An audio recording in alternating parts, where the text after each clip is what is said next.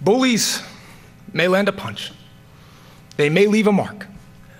But they have never, not once, in the history of our United States, managed to match the strength and spirit of a people united in defense of their future. Are we coming in? Okay.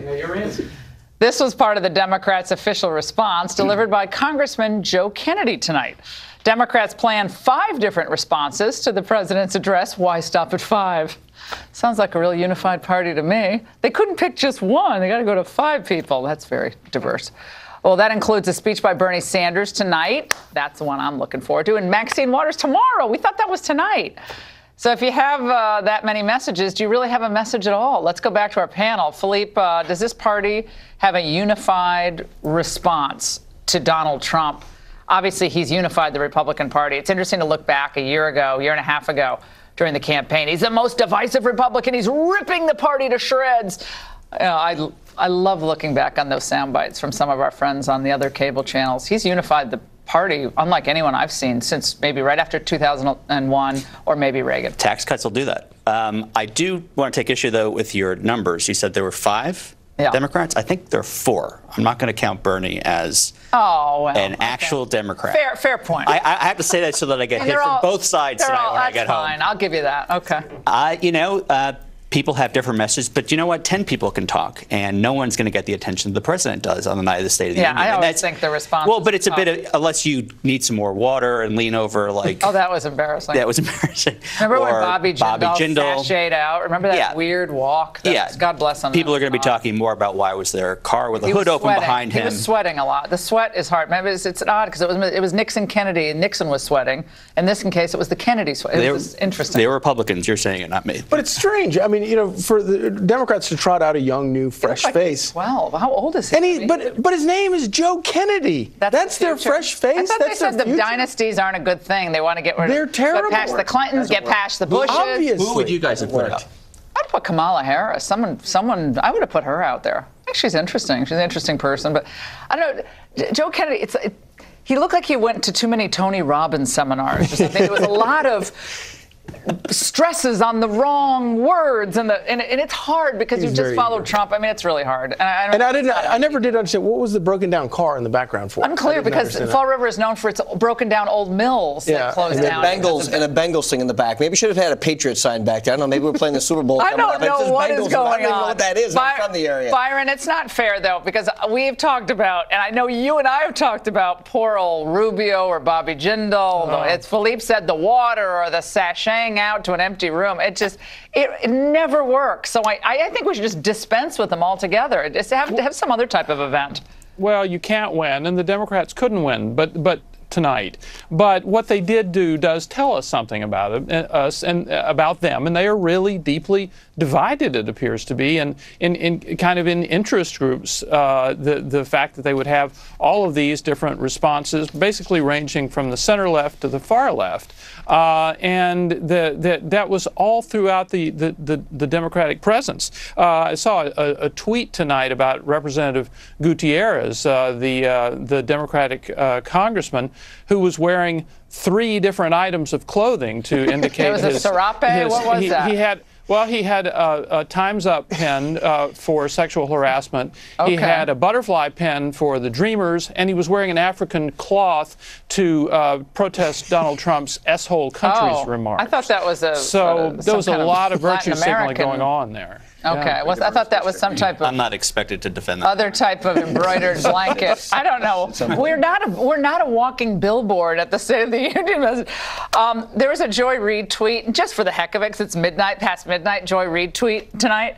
This is what it is. Okay, it says church, family, police, military, the national anthem. Trump trying to call on the tropes of 1950s era nationalism. The goal of this speech appears to force the normalization of Trump on the terms of the bygone era his supporters are nostalgic for. Philippe, does that sum up the party that now we're all upset when church, family, military, and the national anthem get mentioned? Well, look, jokes aside, and back to the point I was making, is that it was a very traditional State of the Union address. And I think that's a problem because he's not a traditional president. You made that point. No, but here's why. About your party. But here's why. The words you use and the words you don't use telegraph to the government, to the people, what your priorities are. And I think the point of what he didn't say is important.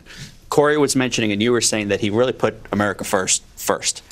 I think he put the threats we faced last or not at all. And everyone's going to jump on me the minute I say Russia, but let's forget about the memo and all that. Greg Pompeo, President Trump's CIA director, said Russians are going to screw with us. Sorry, Mike Pompeo. Yeah. Mike Pompeo is going to screw with us. Russians are going to screw with us in November in 2018. This is the position of the intelligence agencies. Why does the President of the United States not say that we will not tolerate that? If Iran were going to screw around with our elections, it would have been in the speech. If North Korea was going to be in the speech, why wasn't it? I'll just. That's a fair point. I think I might have thrown that in there. My question to you is, and I don't remember, and I might be wrong. Did Barack Obama reference the 50 million personnel files that China stole from the Office of Personnel Management, among them mine and many others, and their cyber spying, their stealing of supercomputing technology, their stealing of our intellectual property, challenging us at every level? Russia's economy is smaller than the size of France. China has a larger standing army than ours right now. Russia buzzed one of our planes 5 feet away with the fighter. China threatens us at every turn, all around the world, all the time. Why is it either or? Why does Russia not get a mention? Because you're obsessing on it for a reason for political expedience. My point is, I'm obsessing on it because I don't like the Russians thinking they can screw around with our election. I don't recall your party being obsessed with the Soviet Union when it was the Soviet Union. They were. This is détente central with the Democrat Party. That's all we wanted. But now it's Russia, Russia, Russia. That's all you guys can say, because otherwise you have to talk about why the economy is doing well, why consumer confidence is up, why business investment is up, and why this president is actually instilling an American exceptionalism that I think had been beaten down, frankly, for many, many years. Why does that preclude protecting us from exterior forces? I don't think he is. I don't think he is doing that. Why not say it? If he said it, you'd be on to the next thing. No, I wouldn't, actually. I don't think I noticed tonight that he didn't say it. Every time the Democrats say Russia, I say China, and they never have an answer because China is a much bigger threat. China. We can handle. But Obama never did. He never really focused on China. But we're talking about President Trump, right? But you're doing it only for. I'm doing it. Mention it across the board. We did have 8 years of the Democratic president who got kind of run over pretty badly by the Democrats. I mean, by the Russians, including the reset effort, which failed, and including the fact that everything that did happen under, Uranium One and all the other issues. No one wants to talk. We never talked about Uranium One when Barack Obama was in office. Look, here's what the president talked about. Here's what he talked about. America, tax cuts, jobs, unemployment, security for people, infrastructure spending, God and your country. Look, that's what the State of the Union is about. It's about making people proud to be Americans again. Look, and I think it's not easy. Touting 90% of your party being happy with it and 40% of the opposing party not, I really don't see what the rah-rah is about. But Philippe, I think it's always hard to be the party out of power on the first State of the Union speech. Obama hit it out of the park on his first. I really think he did a great job in his first speech. It's not like as a Republican I'm going to like it, but it's not easy. And the country's doing really well. Trump has some problems to deal with, and he's got to deal with them. This investigation is an albatross, no doubt.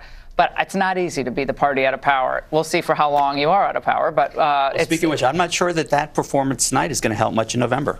I just don't. Well, if Democrats don't the economy is going to help in November. Yeah. And if it keeps going the way it's going, the resistance is going to be a resistance to progress. Guys, stick around to see how the two parties treated the immigration issue tonight. Trump highlighting victims of illegal immigrant crime. Democrats just highlighting, well, the illegals.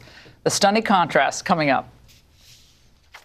My duty and the sacred duty of every elected official in this chamber is to defend Americans, to protect their safety, their families, their communities, and their right to the American dream.